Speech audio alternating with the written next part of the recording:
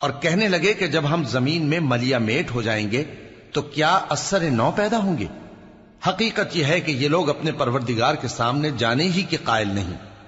کہہ دو کہ موت کا فرشتہ جو تم پر مقرر کیا گیا ہے تمہاری روحیں قبض کر لیتا ہے، پھر تم اپنے پروردگار کی طرف لوٹائے جاؤ گے، اور تم تعجب کرو جب دیکھو کہ گناہگار اپنے پروردگار کے سامنے سر جھکائے ہوں گے اور کہیں گے کہ اے ہمارے پروردگار،